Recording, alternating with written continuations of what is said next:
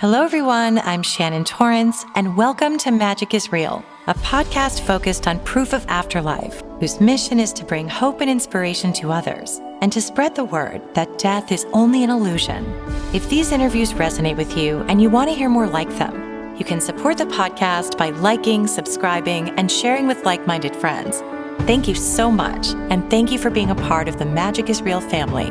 I wish you peace, light, and love always. Hello, Magic is Real listeners. Thank you for being here. My guest today is Jerome Braggs. I'm very happy to have him here. I've listened to a lot of interviews with him. There's so much to delve into. Instead of me telling you who he is, because he's so many things, I just want to say that Jerome is a spiritual healer with a focus on self-love. And he often refers to himself as the soul medicine man. Did I get that right? I Yes. love that. So I would love for you to share with the world what it is that you do. What is your soul's purpose? What are you doing? And then, of course, we will go into the near-death experience that brought you to this point. But I'd love to know about you, starting with today. Mm, just starting with today. Yeah.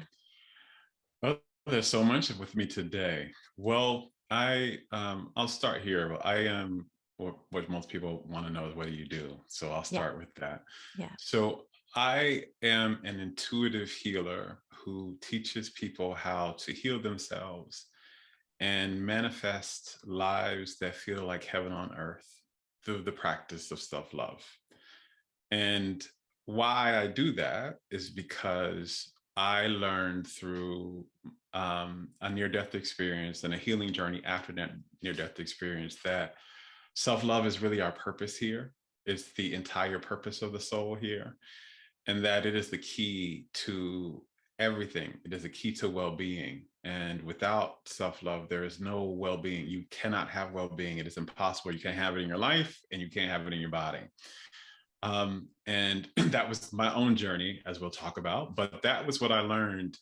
And it's been proven true in time and time and time again. And my work in the world is to help people prove it to themselves. Because my thing is, I'm not as interested in you just listening to me and hearing me. I mean, part of my ego feels like that's a good thing, but I'm more interested in you taking what I talk about and proving it to yourself, because it's nothing if you can't prove it for your own life and continue to prove it for your life. So I teach the principles of self-love that I learned that help us heal whatever ails us and wherever it's ailing us, and unlock the key to heaven right here, because this is supposed to be heaven too, by the way, while we're living. So that's my work. That's what I do in the world. I'm also a poet. I'm actually writing a book of poetry right now. As a matter of fact, I don't think I've said that publicly, but yet. So this is the first reveal. Breaking news. But this is breaking news. So I am writing a book of a collection of my poems right now. And other than that, I'm a person a soul who is trying in every way he possibly can to live the most delicious experience possible. That was so beautifully said. And so many things were going through my mind. One is that what really struck me is you said that's why we're here, the self-love journey. And so many times I've said in the past, and my girlfriends have said to me, I remember clearly, that we've said, why is it so hard to love ourselves? Why are we so always beating ourselves up and we're so hard on ourselves? And that explains it. Because if it weren't difficult, we wouldn't have to try. We wouldn't have to delve deeper. We would not try, but we wouldn't have to delve deeper to find that self-love within ourselves. And as you said, your journey was one of discovering self-love.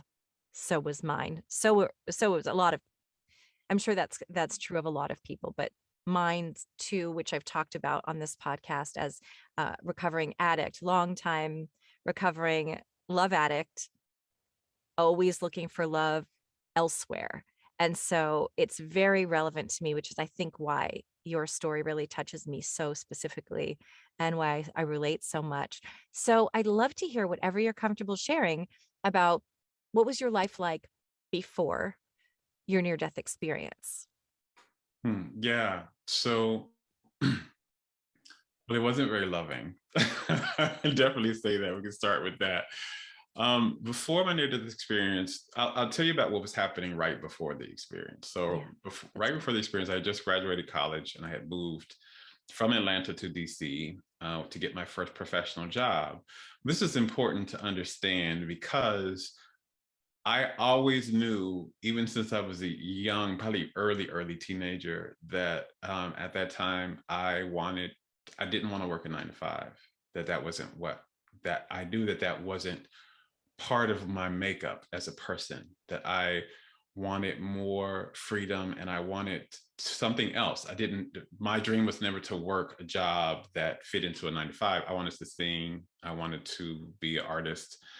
But here I was, my first professional job out of college was a 9 to 5 and wasn't involving singing or or any type of art.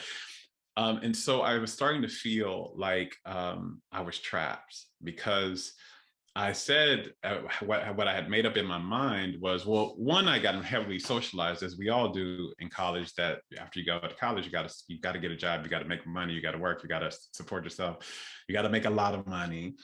And so I again began to be conditioned into that I have to work. And there were some situations that happened where my family members, my parental systems were getting ill and they couldn't support me anymore. And so there was this pressure for me to get a job and support myself and support myself.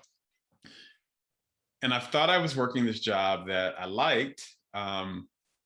And that was going to give me freedom to sing in the clubs and work on my album and all that. Because at the time, I thought my purpose was to be a singer at that time, and to do all of that. But here I was working this job and hadn't sung in a club anywhere and wasn't performing anywhere. And I started to feel trapped. So that was one of the things that was happening. I started to feel trapped in a life that wasn't what I felt wasn't really mine to live. I also had a lot of shame.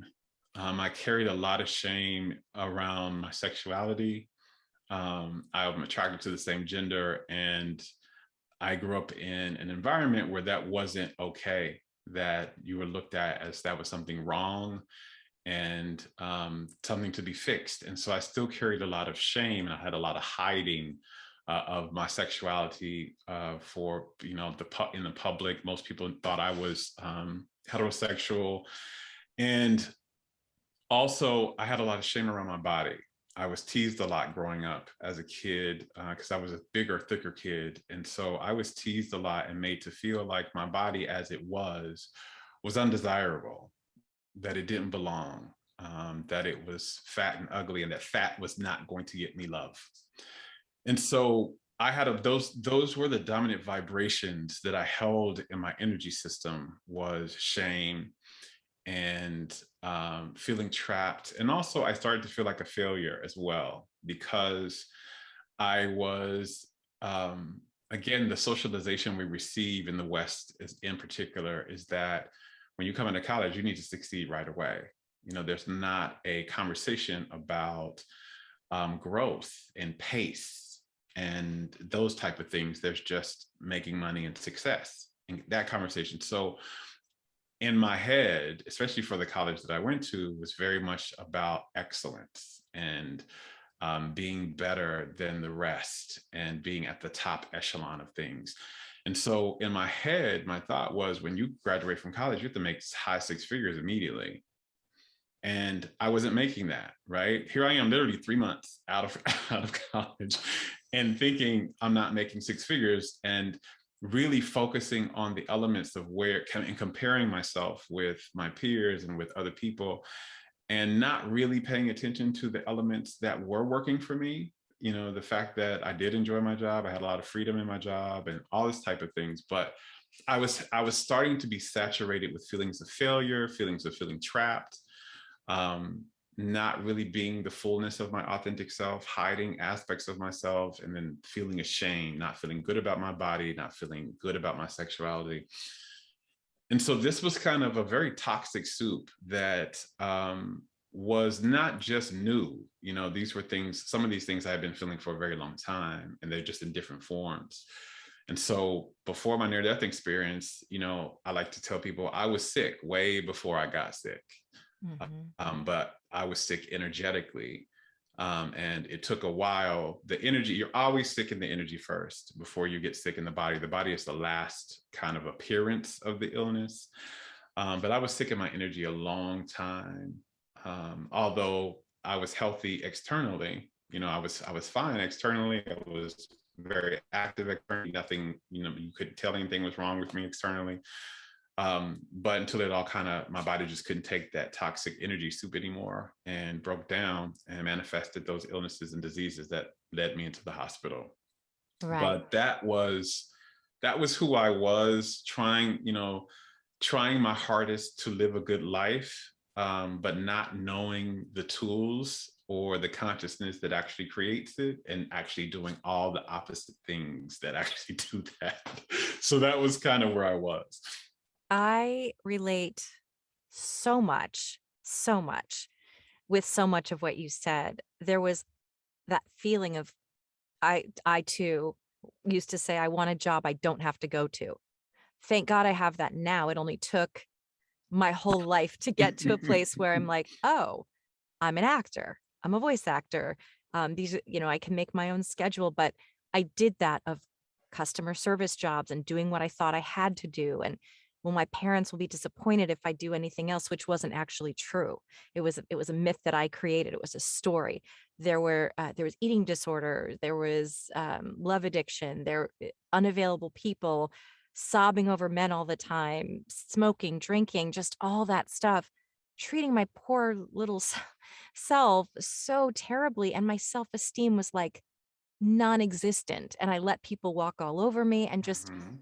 all of that stuff and those stories we tell ourselves. And I just love when I find other people who've had that spiritual awakening and now we're like, oh, I get it. And you want to say, oh, if I just knew that then, I wish I could tell myself then, but then we wouldn't be where we are today had we not gone through that. And the next thing I'll say is this: if anyone hasn't read Anita Moorjani's Dying to Be Me, it's one of the best near death experience books out there, and it does really address this topic of how self-loathing, low self-esteem leads to manifests in the body. It's that whole concept of the body keeps the score and the mind body connection, but also the it in the world of what we're talking about, it's the spiritual disease.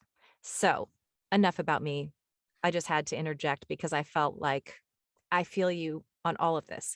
Um, so tell us what happened to lead you, what took you to the hospital, and then tell us about your near death experience.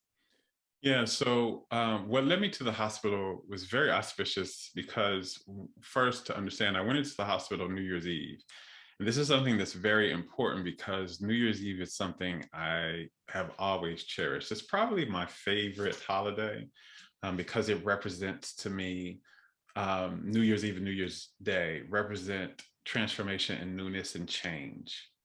So I've always had that. I've always been a big celebrator of New Year's Eve. I always try to do something. I've always done rituals around it ever since I can remember. So the fact that I went into the hospital New Year's Eve, is very auspicious for me. And I was starting to feel, I've been sick for about maybe a week or so, or a week and a half before this, and I was trying everything I knew, that, you know, chicken soup and fasting and vegetables and all of this back then, and nothing was working. And at New Year's Eve, I started to have a lot of pain in my body, and I noticed that my feet were swelling, and that I hadn't ever experienced anything like that. So I called my mom, who is a physician, but she was back where I grew up, And she was like, well, just go to the emergency room. You know, you've been sick for a while. Maybe they'll just give you, I'm thinking I have the flu because this is what it feels like. So I'm thinking this is the flu. It felt like flu symptoms. It felt like the weakness in the body from the flu, that type of thing. So she's just like, go to the emergency room because she can't call anything out overstate. She can't do any type of prescribing medication overstate. So why don't you go into the emergency room and they can check you out and give you some medicine. You can be home and be ready for work, you know, in the next 2 or 3 days. So I have somebody take me to the emergency room. By this time, I am severely in pain. And I get to the emergency room and I'm telling the emergency room doctor, I think I have the flu. And so they say, okay, they look at me and they check me over and they run some tests. And one doctor was working with me at the time. And when she came back into the emergency room, she had two things that she didn't have when I first saw her. One, there was a team of doctors with her. Now there was a team. And then the second thing, she had the telephone in her hand. And this is before everybody had cell phones, because this was New Year's Eve of 2003. So it was going into the first day of 2004. And I didn't have a cell phone at that time. Some people had a cell phone, but I didn't have a cell phone. I was one of the people that didn't have one. So she said, you have a phone call. And it was that person had called the hospital phone. So I was like, okay. And I took the phone and it was my mother and she was crying. And she said, hold on, I'll be there in the morning. And she hung up. And I immediately knew then that this wasn't the flu. And after I handed the phone back to the doctor, the team of doctors surrounded my bed and they said, son, you don't have the flu. You have anemia, pancreatitis, a fluid packed lung, a parasite in your stomach, kidney failure. And if all that isn't delicious enough, oh, pneumonia, if I didn't say that already. And if all that is not delicious enough, they also diagnosed me with AIDS. And they said, we think you have, from what we can see and from how things have progressed, we think you have about 7 days to live. And we want you we're going to try and help you as best as we can, but we really want you to try and get your affairs in order. And they left the room. And when they left the room, I kind of had a life review while I was sitting there, and my whole life flashed before my eyes. And I was able to see everything, how I had lived my life, what I had done, what I hadn't done, the choices I had made, the choices I didn't make for myself.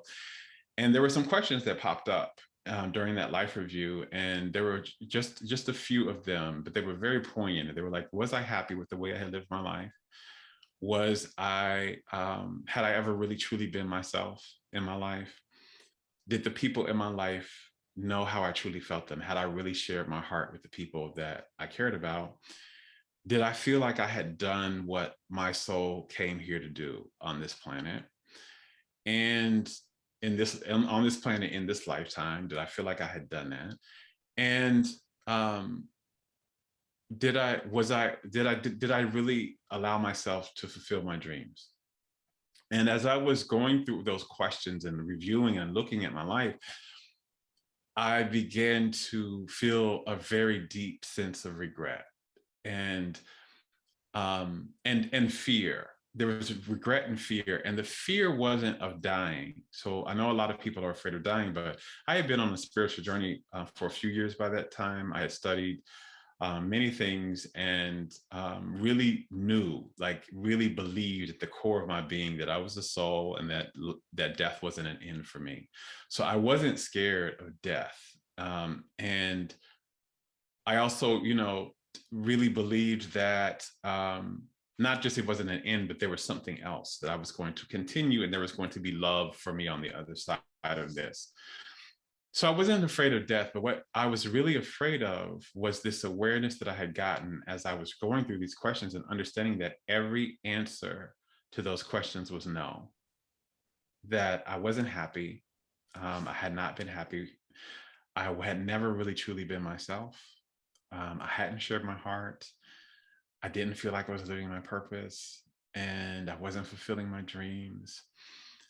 And I had this big awareness that I was getting ready to die, not having ever really lived, not having ever really been me. Here I am, I'm 20, I think I'm either 23 or 24 at this time.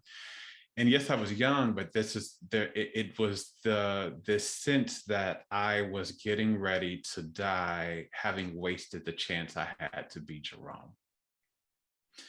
And I didn't want to die like that. And so I made a decision then that I was going to live, that when I died, I wanted to be able to say, hell yes to every one of those questions. I really wanted that. That was a huge desire for me. And so I was already, again, I was a student on the spiritual path for a while, and I was studying the law of attraction. And at that time, and believed that we could manifest what we wanted, and we were soul beings who had that power.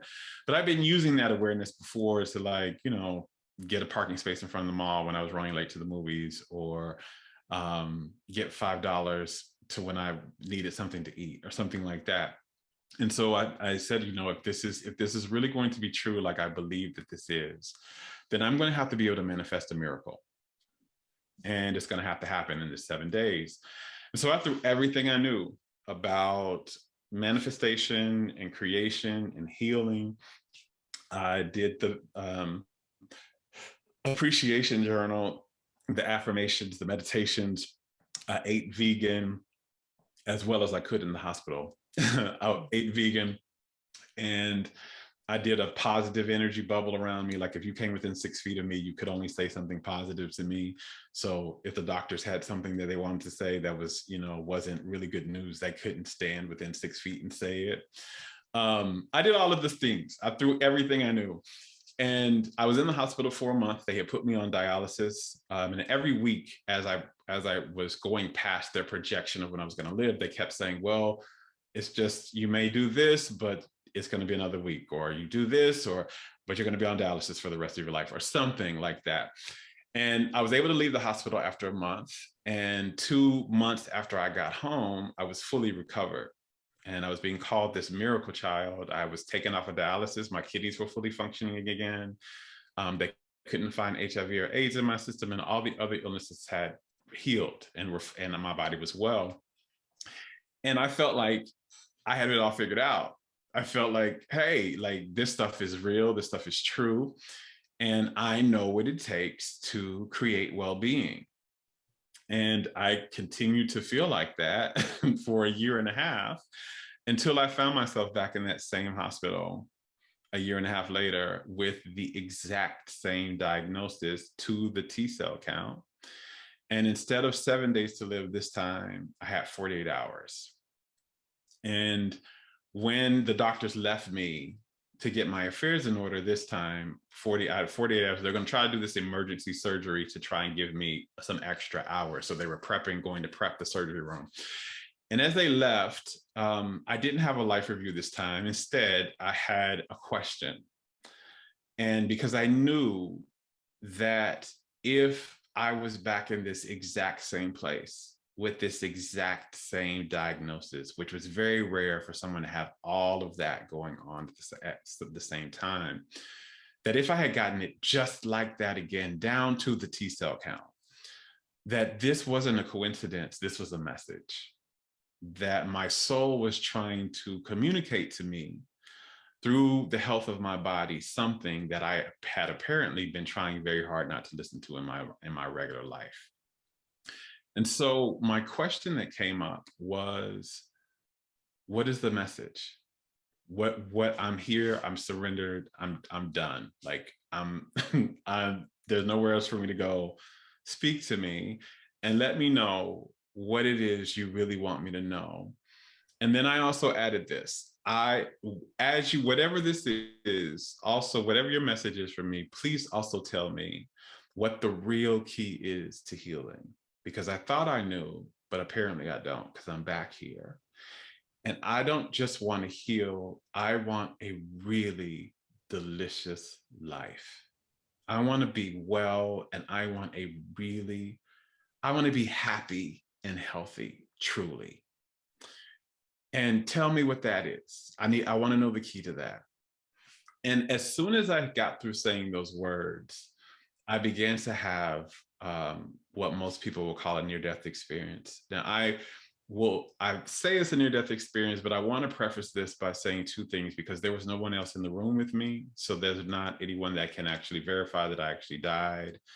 And this was just all my own experience of what I was feeling. But I began to feel, the first thing I began to feel was a loss of delineation between where my body began and stopped.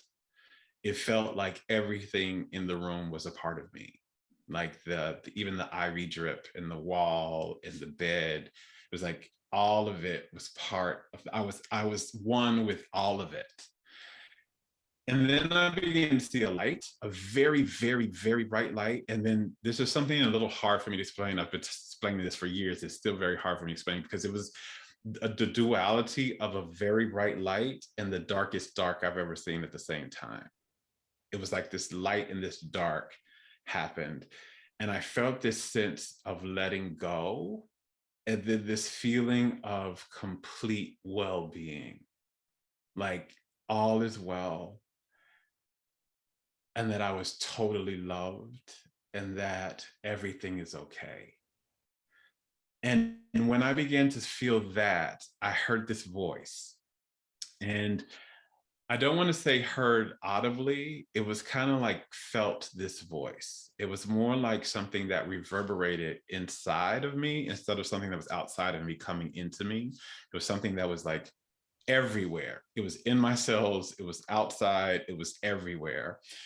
And I recognized this voice. I could recognize it because it sounded like me, but it sounded like a me that wasn't neurotic and a me that wasn't scared and ashamed. It sounded like the most divine me that I'd never met before, but I knew intrinsically it was me. And at the same time, I also knew that this was source, that this was what at that time what I called God, that this was it. And the voice said to me, there were two main things it said in this conversation. We had a conversation, and there was two main things it said to me. The first was that the key that I'm asking for to healing and to true health and happiness is to love myself wholly, to come back home to my soul through the path of self-love. And it said, I didn't know shit about that yet. And it did say shit. It said, I didn't know shit about that yet, but that I was going to learn, but that this is the key.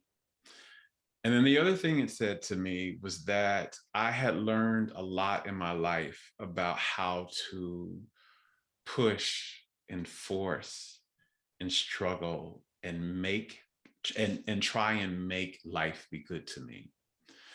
But I didn't know anything about how to let life be good to me. And that was what life was designed to do. It was designed to be very good to me, but I had to let it. And again, I didn't know anything about that, but I was going to learn. And after this conversation, there were a few more things said, but these were the main things. And after this conversation about that my healing journey was going to be through the path of self-love, and that one of the big things that my life was going to be about was understanding how to let life be good to me and make the shift from trying to make it be good to me. I began to go back into my body, and I could feel where, you know, the light of the room was no longer this dark, this lightest light and darkest dark. It was the dull light of the hospital. And I could feel my hands laying on the hospital bed and feel where my hand was and where the sheets were. And I knew that I had just had the big wake up call moment, right? I had had this big where like I had just gone to the other side and had a conversation with source, and I had been given the key to my healing. And it was like the matrix, like, am I going to take the red or blue pill? Am I going to take this journey of self-love, or am I going to keep doing what I'm doing? And I knew that if I kept doing what I was doing, I was going to die. I knew that that was the path to death, and I was going to die soon, and I didn't want that. But I also knew there was kind of, maybe this was the last bit of kind of that was downloaded into me, because this came when I came back in my body. There was a knowing that was kind of downloaded into my body that if I chose the path of self-love, that I was going to become different and almost like I was going to die. So my body was getting ready to die, and I didn't want that to happen, but there was still a death that was being asked of me, and that the person that I was going to have to die so that this person, the well version of me, could live. And I was horrified of that because I didn't know, all I knew was who this was. And I could feel that this person that I was going to become was very different. And I didn't know anything about that. And I also had this knowing that my journey, what I was going to learn in my journey, was going to also require me to teach it. That I was going to have to teach what I learned to others. This was going to become part of my mission here in this lifetime. Was I was going to teach what I learned about healing through self-love. And again, I was also scared of that because at this time, I thought my purpose was to be a Grammy Award-winning singer. So what does that mean? And what does that look like? And yeah, I did want to teach spirituality and do that, but this meant it felt like this was my life. And so there was this moment where I was sitting there in the bed having to make this decision between dying for real and my identity dying. And I chose that I would take the path of my identity dying. And I made a decision, I made a commitment that I was going to travel the path of self-love fully, that I didn't want to just travel it fast because fast got me in the hospital, apparently. I wanted to know that I know that I knew that I knew that I knew that I knew. And I wanted to know everything about it, and I wanted to be fully transformed by it. And I was committed to whatever that took. Didn't know that that journey was going to be many years. I didn't know that that was going to require a lot of transformation and a lot of the foundations of my very reality being pulled from up under me when I said that. But that embarked this very mystical, transformative, and healing journey for me, a multi-year journey where my whole life changed and my whole life healed. And it was very much a masterclass in self-love, what it is, what it isn't, how to do it, how not to do it. And disease, AIDS, and kidney failure became my master teachers. And what I learned, again, healed my life and then transformed it into something more delicious than I could ever imagine, and into something that not only feels like heaven to me, but lets me know without a shadow of a doubt that this dimension, this world is heaven too. But most of us have just forgotten the keys to unlocking the door to it. That is so profound. And I've heard that several times this week. You talk a lot about manifestation. That is my life right now. And today was one of those days where it's a new moon. Is today the new moon? I think so. I think so. I I think think so. And I just realized all of these things that I've been manifesting started to show themselves today. And I went, I don't know why I'm surprised, but I'm getting chills right now. And then I kept hearing that same message that you just said again. And I think Mhm. that's really beautiful because that heaven isn't outside of us. It's within us. We are part of it. There's the veil there. So we don't even know that we know that we're part of it, and it's not a separate place. It's a state of consciousness, however you want to put it. And I love that you shared that, and how often we live in this existence where we feel shame and we lack self-love and we hurt ourselves and others, not typically not maliciously, because we just don't know. We don't know what we don't know. And so I'm sure that, as you said, this was such a long process of discovery. So it's hard to sum up. But from the time you were released from the hospital and they said, okay, you're good to go back, did you know what your first steps were? Where do you start? Or were you just kind of focused on, now I have to keep paying my bills and doing those things, and it naturally evolved from that place as you started to see things differently? So the second time, and I love this question. Thank you for it, actually, because it's going to allow some clarity. So a Yeah. lot of people who have near-death experiences, a lot of times their situations, their health challenges will be fully healed during the experience. So when they come out of the experience, their body will heal, within hours or within days.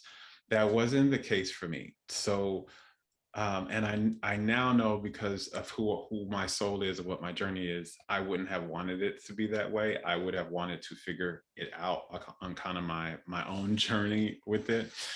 And so what happened when I came out of my experience, which is why I was told what the path was, but I wasn't given all the tools and everything. I was just told this is what has to happen, and then you have to walk this path.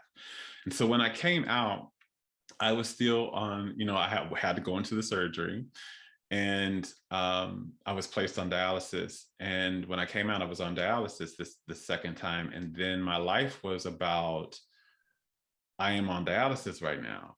And so how does this change my life? And the thinking from in the beginning was, how do I heal myself?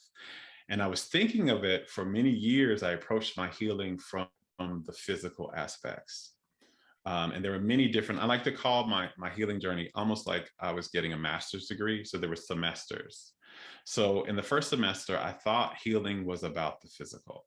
Like, what do I need to eat? What do I need to, what type of, modalities do I need to do? How do I need to change my diet? What type of herbs do I need to take? And while those things are actually very helpful, they really do not address the root cause of what disease is. And what the root cause of disease is, you have drained your body of the fuel that the body runs off of. And what we're not taught is what the body actually runs off of. We're taught that the body runs off of broccoli and green juice and clean meat and things like that. And while those things are, they are helpful and they are nutritious, they only address some aspect of the physical body. But as a soul, you have two bodies. You have this biological body that you see, and then you have a non-physical body that is energy. And you do not see that. And that body is the biggest aspect of you. Like, the physical body is less than 5% of your being. I like to say almost like an iceberg. Like, if you look at the tip of the iceberg, what you see above the surface, what you can see is the smallest part. It's usually like 5% of the iceberg, and 95% of the iceberg is under the water. This is the same thing. You're seeing 5% of Jerome, probably actually less than that.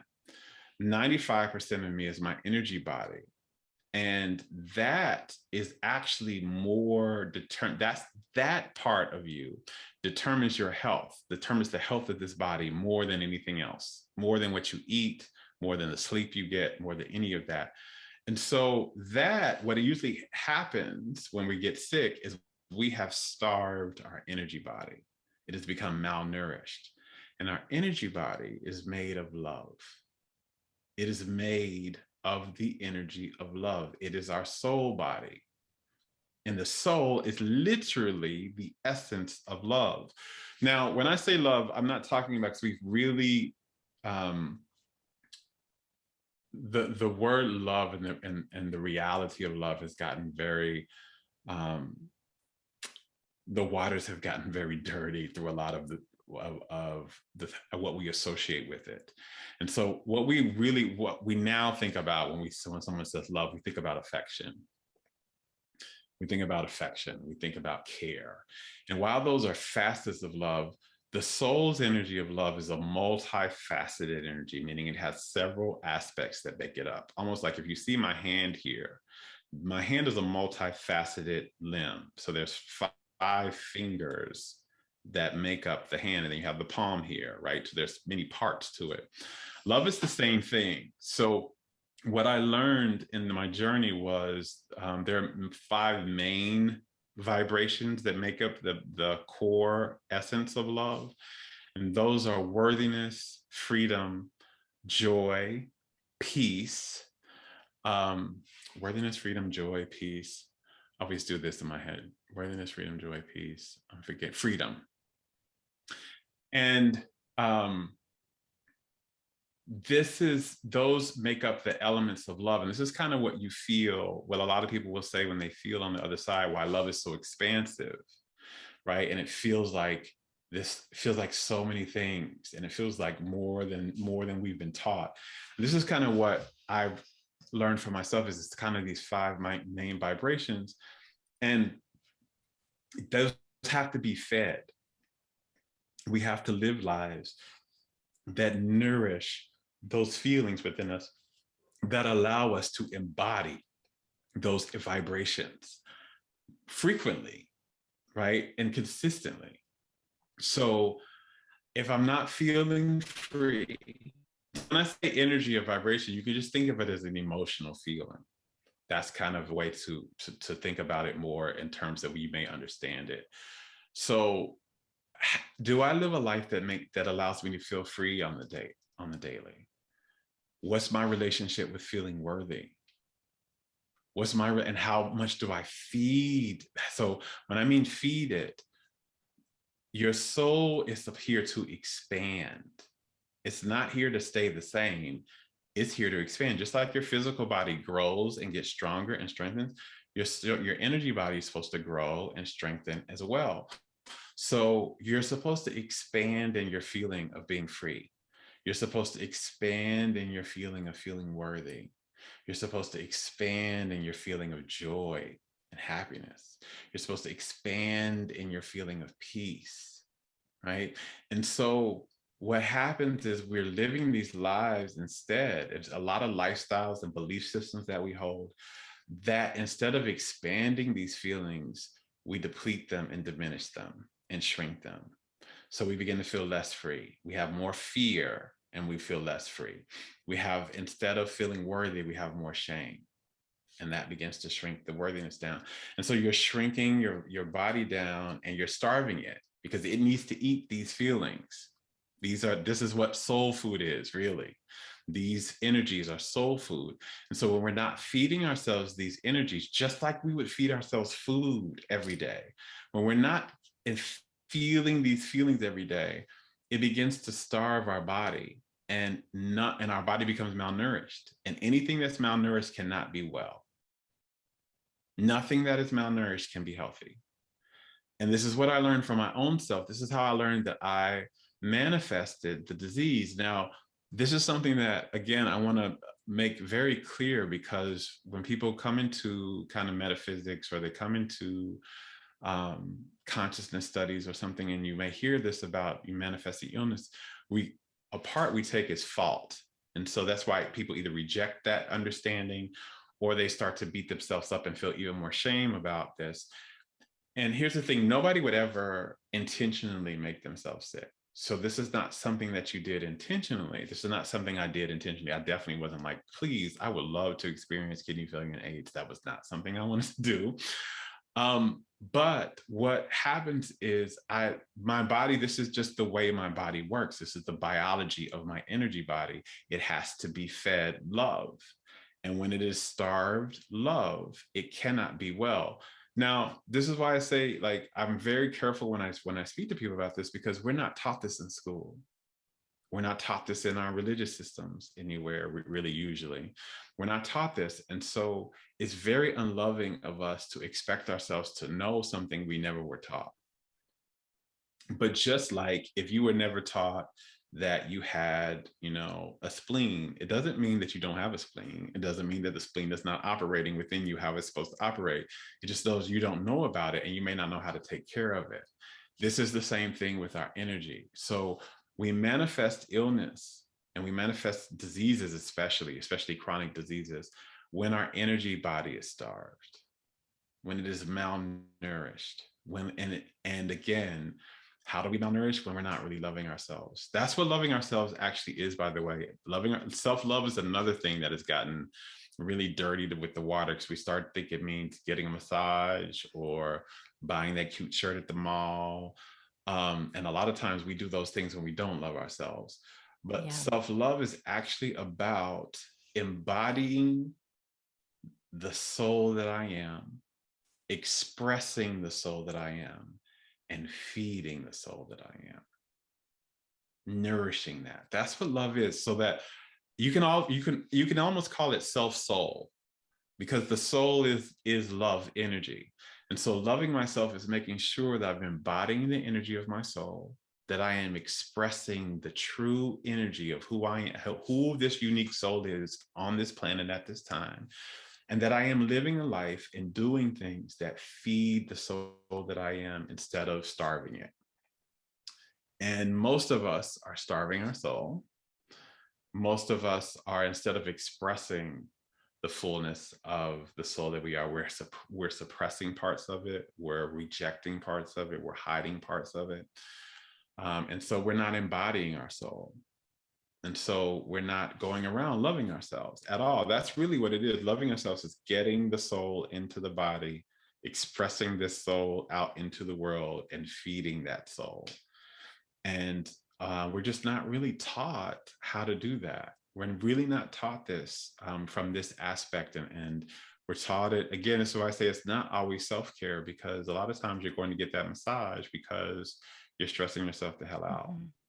and Yeah. you're working a job that you don't love, and you're in a relationship that is very unfulfilling for you, and you're not really being who you really are in your life.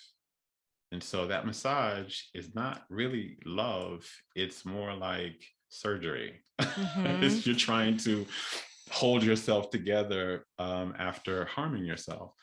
And so this is what kind of, again, what I had to learn in my journey, and that this is what led to the manifestation of my illness, is that I had really, almost like a car. A car runs on fuel. It has fuel. It has to run on fuel. No matter how much how beautiful your car is, no matter how expensive it is, when you run low on that fuel, that car cannot run. And if you try to keep running, you're going to break it down.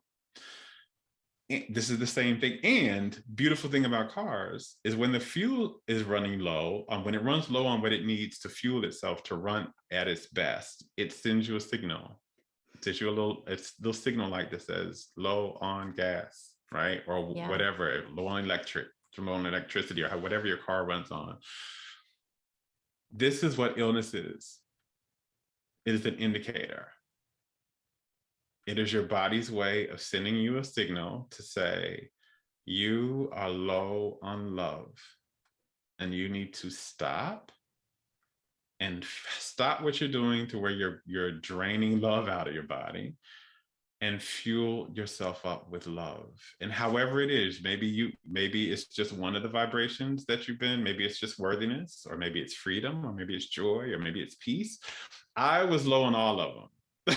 them. Which is why I was so sick and I was headed out of here. But that's what disease is about. And that's why I say we manifest our illnesses. It's not because you're saying, I want this and this is what Right. I prefer, but it's because you've just not been giving your body the energy that it needs to run at its best. And Yeah. that's the key to healing. It's just to fuel yourself with love. And that's what I teach. And that's what, I'm out here in the world. And that's what I had to learn. And I'm still learning how to do in some areas of my life. But this is what we're here to do. We're here to live love fueled lives as souls. We're here to live lives that fuel us with love energy at every turn, and that allow us to express the love energy that we are. But before you can do that, part of that is looking at where you're not, like where Mhm. you are not fueling yourself, and where you are not being the love that you are, and where you're not embodying, the unique divine aspect that is here to be you in this one chance that it gets to be you. Yeah. I love everything you said. I was hanging on every word just because I've seen that in my own life as someone who was in therapy at age 2 and 3 with severe anxiety disorder, and not loving myself, and being a kid with a birthmark on her face, and people were saying, "You're ugly, you're ugly." And I heard that in my head and replayed it. And the story goes on and on, but I am someone that developed a lot of nothing life-threatening, but a lot of adrenal fatigue, chronic migraines, which I still struggle with, SIBO, just all kinds of prolonged these prolonged illnesses where I was going to doctor after doctor after doctor trying to find out what was wrong. And now I do understand the link. And it's difficult because I had been at a party one night and I said, well, I'm going to go home now. And this guy said, come on, why don't you just stay and have a drink? I said, I don't drink. Why not? Why don't you just need to loosen up? I said, no, I have chronic migraines. I need to go to sleep at a certain time. I cannot drink alcohol, as if I needed to explain myself. But that was the people pleasing thing. And he said, you know, you're creating your own migraines, right? I wanted to knock that guy's head off of his shoulders. I was just thinking about him yesterday and I thought, now I know what he was saying. The problem is you can't just dump that on somebody without, without a full understanding in the context. I understand now what he meant.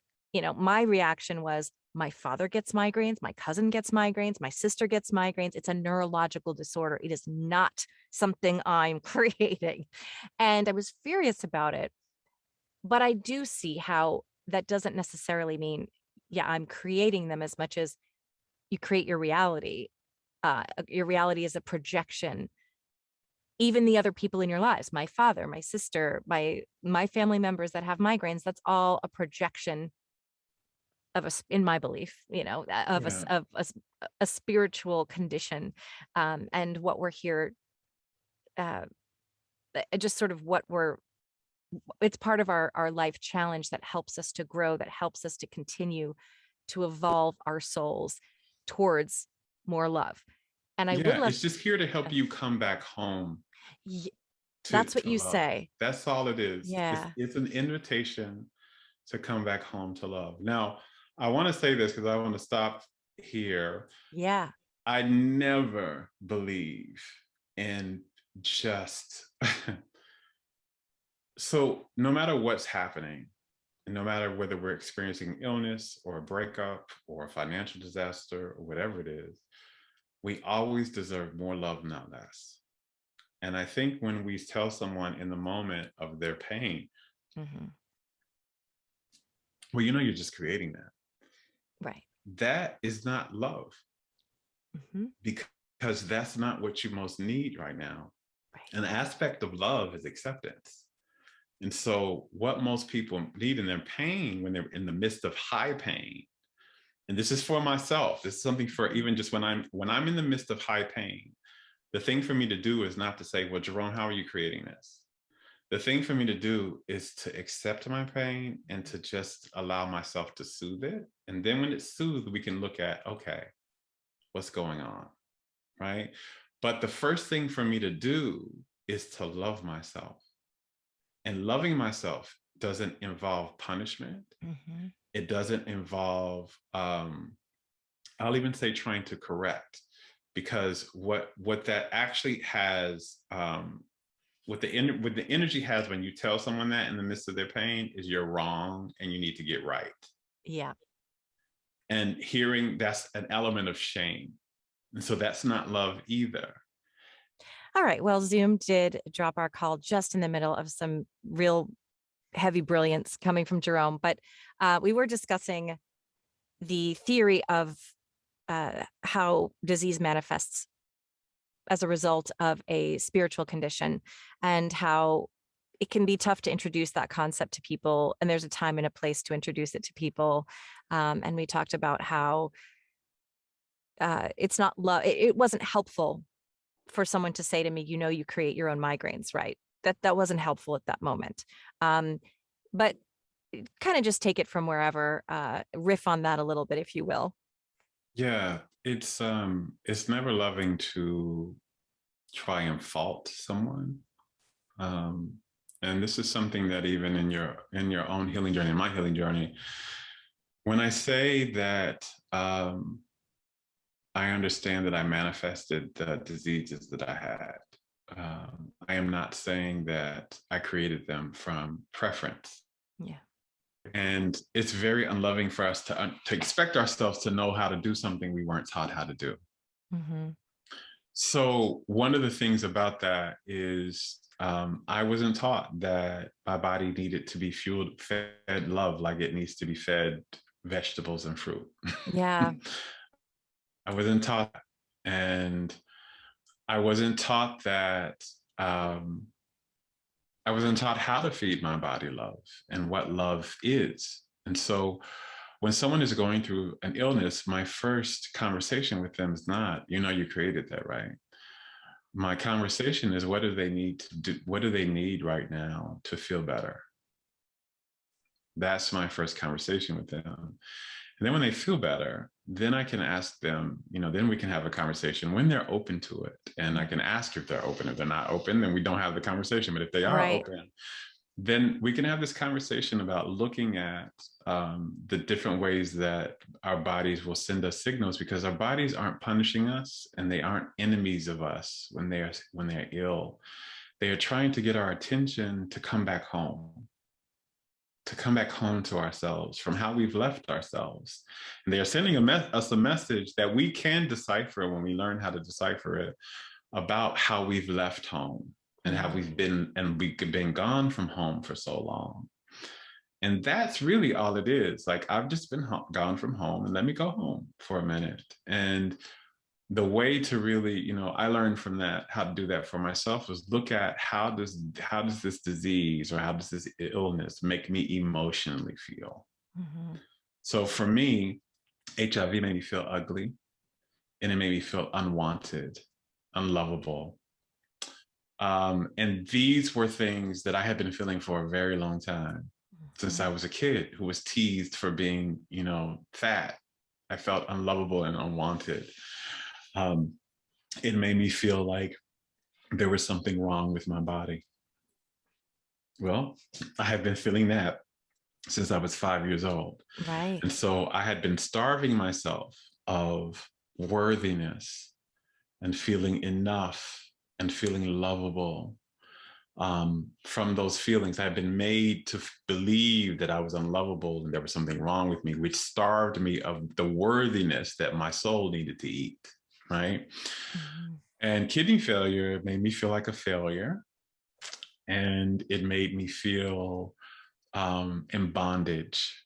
It made me feel, because the dialysis, I've been on dialysis and it was taking up a lot of my days and a lot of my time, and I was tired. It made me feel in bondage. It made me feel drained. Those were kind of the big things. I felt drained, I felt in bondage, and I felt like a failure. Well, I was feeling like a failure all that year in a very intense way. Again, I was feeling like I wasn't making enough money. I'd failed my parents. I had failed, I felt my dreams very irrationally, but when you can't ever tell your feelings that they're irrational, but because here I was literally 3 months out, and I had been feeling that way for a long time as well. And also, I felt in bondage. And what that really came from, I didn't feel free. And from a person who was hiding several aspects of himself, not just his sexuality, but my spiritual gifts as well. I grew up in a very Christian home and in Mhm. a very Christian environment. And I knew that I could read energy and sense energy very early on. But I also knew that wasn't something that was going to be accepted. Yeah. And then later, when I began to see people's loved ones on the other side and communicate with them, that was definitely not going to be accepted. So Right. those were things that I hid. But hiding never makes us feel free. And so I felt in bondage for most of my life. And so the disease was an outer reflection of these energies that were starving me of love. It was the outer reflection of the energies that I was holding for a while that were starving me of love. Remember, I said at the beginning, the disease doesn't come right away. Yeah. It's a manifestation. It's in the energy long before it comes out into the body. And these were energies I had been holding that were withholding me from love, the very fuel I needed to experience well-being. And so when I can get aware of that, then I know what I need to do. My Mhm. healing journey becomes clear. Oh, I feel like a failure. Let me feel successful. Let me focus on feeling successful. I feel unlovable and unwanted. Let me feel wanted and lovable. I feel in bondage. Let me feel free. I feel drained, let me feel charged and nourished instead. And so that becomes my healing journey became, how do we feel these feelings daily instead of the other ones? Yeah. And that was my question. My next question is, how do you help your clients get there? What type of modalities, what type of approach do you take in order to help them when they come to you and say, here's how I'm feeling, this is where I'm stuck, and that sort of thing? So the simple thing, the simplest thing that is in all situations, whether you're coming to me to be work with me because you have an illness or disease, or because there's something going on in your relationship that doesn't feel fulfilling, or you feel disconnected from your life, or your life doesn't taste delicious to you some way, whatever you come to me for, the solution is always to enhance the love. That is always the solution. And if you come specifically for an illness, the first thing that I'm going to say is let's look at one, taking all this stuff, that all the weight, extra weight you have on, because what I've always found, I don't care what the illness is people are taking too much on. Yeah. They're stressed, right? And stress will bleed the love energy out of you very fast. So wherever the stress is, we take a look at where it is and how do you let it go completely. The other is, how do you feel supported? Because being supported is love, is feeling loved. And sometimes you may have to pay for the support. Like Hmm. I pay somebody to make my meals for me. I pay somebody to clean my house for me. I pay somebody to do my yard work for me, because those are things that I could do. Actually, I had the capacity to do, but that drained me to no end. So I don't need to add more drain to my body. I need to add more relaxation and rest and nourishment. So that means I need support. So I help people look at how can they be supported, and what type of support do they not just need, but do they want? And so we look at, how do you feel supported? Because receiving support is receiving love. Yeah. So you deserve you receiving love is how you heal.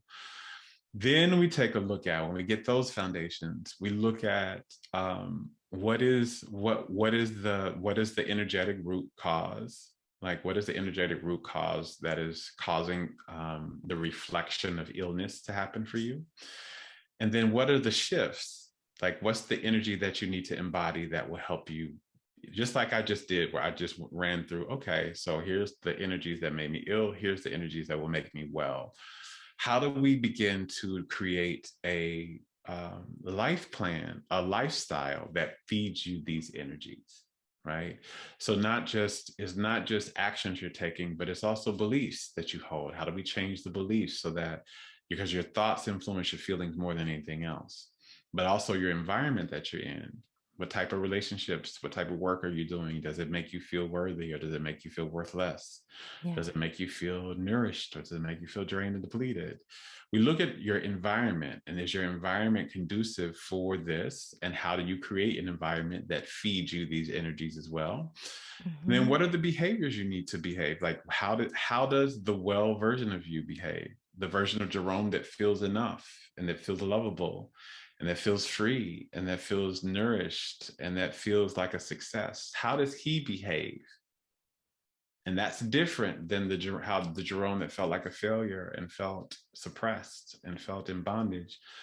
There were different behaviors, and there was a different way he moved through the world. So I help my clients really get clear on how the well version of them moves through the world, and let that guide how they need to show up in their days, right? So for me, when I feel enough, then I know I don't need to take on too much. I Yeah. know that I need to have rest in my days, and I know that it's safe for me to say no to some projects, because when I know that I'm enough and I behave and feel from this feeling of being enough, I know that the universe loves me. And so if this opportunity is really for me, it will come again at a time that can fit into my energy of rest and relaxation, instead of causing me to be in stress and overwhelm.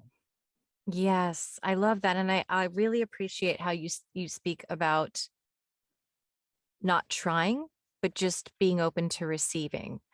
And that's something that it just is so relevant to me right now as I've just been delving into this whole world of manifestation and every day writing that I am statements and meditating and raising my vibration and listening to motivational, inspirational stuff and not I do not watch the news at all. I do not, I just don't. And I know, people are like, what, how do you not know what's going on? Do you know what? Right now, that is not my priority. And it's all about raising that vibration, but also changing my thoughts and now so that it comes more naturally and carrying myself in the world as if I already have everything that I want and need. But I also think that you made such an important point that it is about being open. It's like that Yoda quote about there is no try. It's it's different. It has a different context, but it's really about just being willing to receive. The universe wants to give you So everything. here's the thing. Why self-love is so important is because when you really connect to the truth of your being, you understand that you're already fully loved and that life loves you at every turn just as you are. There's nothing more for you to prove. There's not another vision board for you to make. Mhm. There is not any more workshops you have to take or retreats you have to attend. You're already loved. And the only thing that you have to do is receive. Mhm. And the receiving is not so much about what you do, but the energy that you carry. Are you and the energy of receiving is love. So if I am loving myself, I will receive. I don't need to do anything else. This is the big thing. When I feel worthy and I move through my life from a feeling of worthiness, when I feel free and I allow myself to move through my life from my feeling of freedom, and I do things that nourish my worthiness and my freedom, and I do things that nourish my joy, like I'm doing my passions, I'm doing what fulfills me, I'm having fun, I'm laughing. Things just show up. Yep. The things that I have been trying and working hard for before and doing all that, when I just do the work of loving myself, all of that already comes. Because here's the thing, the universe only ever sends our good to our home address. No matter what type of vision board you make, no matter what affirmations you say, no matter what workshops you go to, or sage you burn, or white candles you light, or green juice you drink, or high vibrational amulets you wear, your good is only ever going to be sent to your home address, and you cannot get it until you come home. It That's is so at the front door of yeah. home. And home, well, the only thing that brings you back home is to love yourself. That is All the so other things are beautiful. nice. I'm not saying don't drink your green juice. I Yeah. have green juice in my refrigerator right now. I'm Yep. not saying don't light the white candles. I love white candles.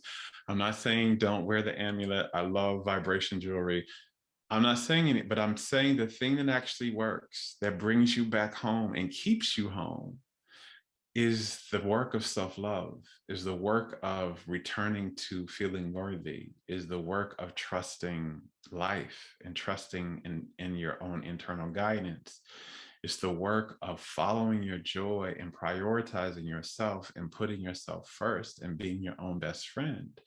And then you carry the energy of being at home. And then you can put all those manifestation tools down because you Yeah. don't need them, because life benefit. One of the things, and again, I'm not poo-pooing on manifestation tools because I used to teach them, I used to Yeah. use them sometimes myself, but there is an energy behind it, a consciousness behind it that a lot of times we're not aware of. And the consciousness is, I have to make life Mhm. give this to me. Yeah. And the shift that I will really want us to return to is the knowing of the soul. And what I had to be reminded of in my near death experience is that life is not withholding anything from you because it loves you. That's beautiful. I just have one more question. How do your intuitive abilities lend themselves to the work that you do? Yeah. Beautiful question again. Um, so I have several intuitive abilities, and they are mediumship, channeling, and claircognizance and clairsentience are those are my strongest ones. I have some of the other ones like clairvoyance and clairaudience, but claircognizance and clairsentience are the strongest of the clairs that I have. And then mediumship and channeling. So when I am working with somebody, and medical intuition, I also have medical intuition. So when I am working with someone, in a session with someone, if they come to me and they are dealing with a health challenge, their bodies speak to me. They speak, and so the illness will literally speak, and I will feel it.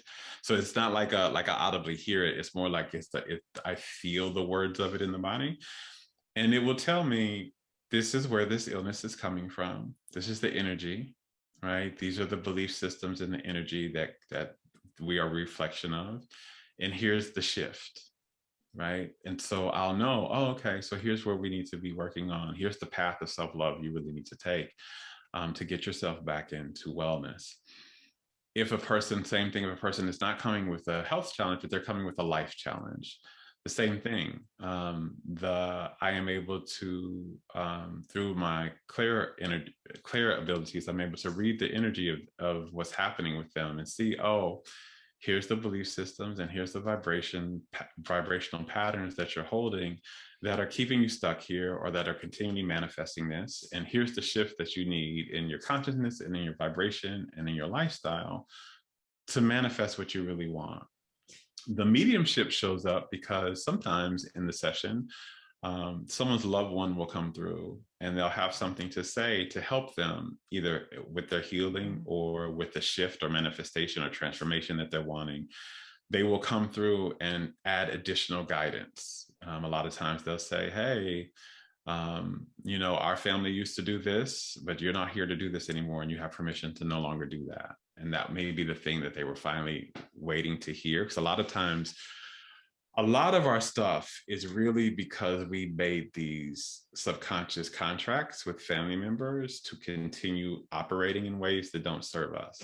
Right. So a lot of times that family member will come through and say, you have permission to end that. And that may be the very Right. thing that they need to hear. So Yeah, mediumship comes through with that. I used to do mediumship readings before I started doing this type of work. I you connected did. people with their loved ones for years. And that was actually very healing for me because I learned a lot about what the soul finds important about life and what it really thinks life is really about. Um, but that will happen. And then sometimes, especially when I'm teaching, if I'm teaching or if I'm speaking, I am a channel. I work with guides called the Beloveds. And sometimes they will just come through and have some Hmm. things to say. They're a higher consciousness. So they're a part of my soul, is how they describe themselves to me. They are a part of my soul, and our souls are part of everyone's souls. We're all connected. We are all part of source, but they are a part of the all that is very excited about working with me in this lifetime. And sometimes they will channel through me and offer guidance from sources perspective on things in sessions with clients, especially when I teach. A lot of times, if you've ever attended one of my classes, I'll go on like this 5-minute in-depth thing. And at the end of it, I'll be like, I have no idea what I just said. I hope it Yeah. helped you. Yeah. It just came But pouring out. yeah, Yeah. it just comes through. But that's kind of how my intuitive abilities, how I use them in my work. I use them to help read people's energy, to help them heal or transform or manifest what they really want. And really, I help them. It shows me where you've left home and what you need to do to come back home. What a wonderful, rewarding thing to do. I think it's such a gift, and I'm so grateful to be coming into my own gifts. We were just talking about as we were discussing, sometimes you're thrown off the path that you think you're meant to be on, and it does require a change. And uh, a couple of years ago, I ended up with SIBO, which is small intestinal bacterial overgrowth, which led to reflux, which led to me losing my voice, developing muscle tension dysphonia, and I lost my voice. I couldn't do voiceover anymore. And like you were like, I'm going to be a Grammy award winning singer, vocalist. I was like, this is my thing. I was working 10 hours a day and I'm very good at it. I'm a good actor, but that was consuming my entire life. It was all about the money, all about like, okay, because I had struggled financially and suddenly all this money was pouring in and I never said no to a job and I was a workaholic and I was in this booth recording and recording. And then I lost my voice and I just prayed and said, why is this happening to me? How could this be the thing? Why is it my voice? And I went to a few mediums and they all said, because you're meant to do what I do.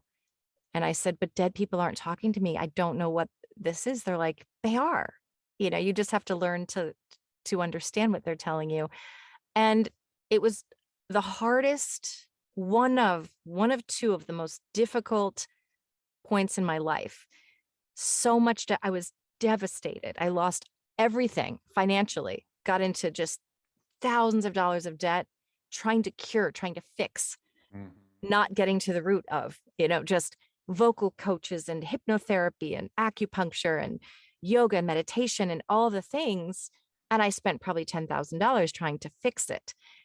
And it's interesting because now I still have muscle tension dysphonia, but now I am able to perform again and be a medium. And I started this podcast. And now I'm on the spiritual path where I get to be of service in the most fulfilling ways. If I had to choose between acting and mediumship and spirituality, I would choose the mediumship. I don't want to have to choose. I love them both. But I think it's so beautiful that it's in these adverse circumstances that we actually are nudged and pushed, So kicking what's and most screaming. delicious to you? That's what Yep. it's really, that's all it's here to do. It's here to say, hey, you're eating this, but what you really want to eat this over here. And It- that's it. That's all. And it's not that you won't eat this over that you don't find this tasty, but you're here. Your soul is here for what's most delicious. yeah. So we'll eat this a little bit sometimes. Yeah. This is the thing that really lights you up. And you're not allowing ourselves to go there. And there's so many ways we get just disconnected from the deliciousness of life. Remember, this is supposed to be heaven too. Hmm. So this is supposed to be delicious. And by the way, heaven is the dimension of love. So when I say this is supposed to be heaven too, you are supposed to experience love at every turn in this life experience too.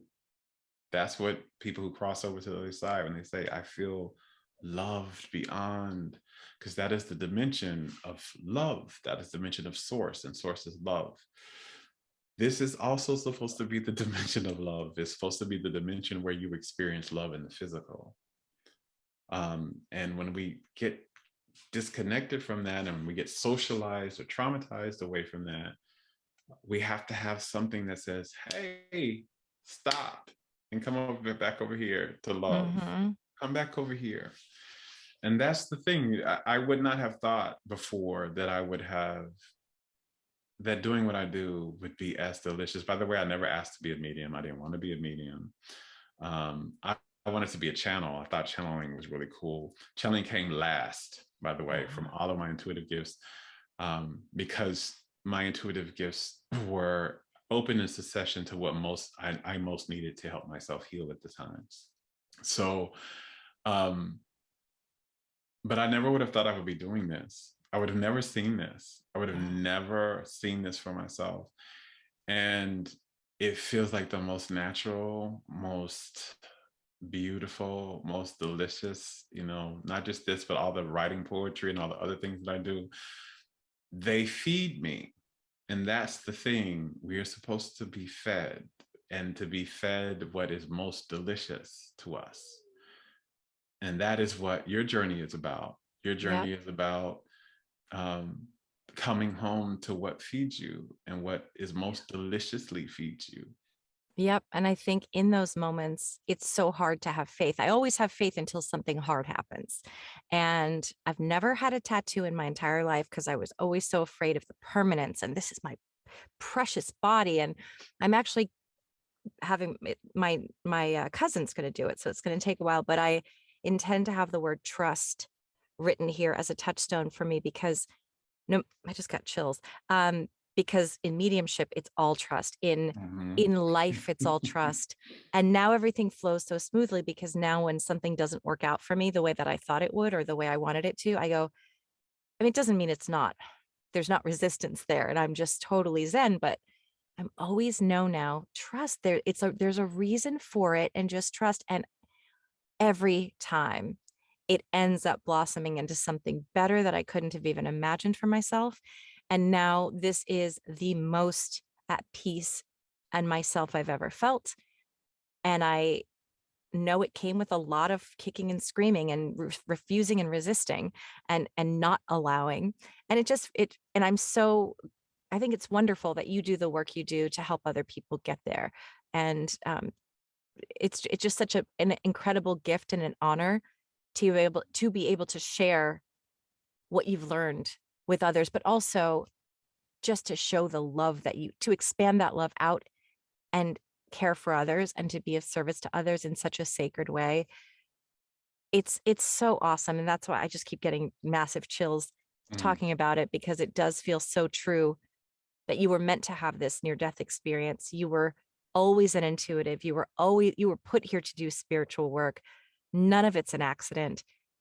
And like you said, who would ever ask, you know, for AIDS? Who would ever ask for something like that? But the thing that really moves me about interviewing the people that I do is that almost all of them say the same thing. I didn't want to be hit by a truck. I didn't want to become, not have use of my legs. But what it led to is open my life up in these ways that I couldn't have possibly ever imagined. And now I'm just so grateful for it. And I Yeah, think but that's thank also God I so did. inspiring. That's what I Yeah, love to say. I didn't ask for it. I wouldn't have wanted it, but thank God it happened. yeah. And thank God you're here to just Hmm. bless us with your presence and to just to be a living example of what you teach, which is just to give love and to be love. And I just can't, I keep getting these incredible chills, but Yay. also, and I just want to thank you because for showing up for this project, for showing up and sharing what you know. It Mhm. means so much to me because this is a passion of mine too. And I may have a smaller reach now. I know that it's going to be bigger, and I know that it's a ripple effect too. That the people who hear the message that you have will then go on to keep spreading that message and to keep it in mind and to be mindful about, well, yeah, let's refocus, let's regroup. So I just want to thank you so much for your time and just showing up because with all the things you have in your life and that we all do, just your energy is such a gift and it's so incredible to know you. Oh, thank you so much. This has been a joy, and yeah, your light is only going to continue to expand, and I'm going to be really excited to see probably from a year from now where it Thank is. you. Likewise. Um, Now, is there anything that you want to I'm going to put your website underneath in the description, but is there anything else you'd like to share that you're working on that people can attend or I know they can go to your website to work with you. yeah, yeah, you can go to my website, but I also have a course. It's an online course.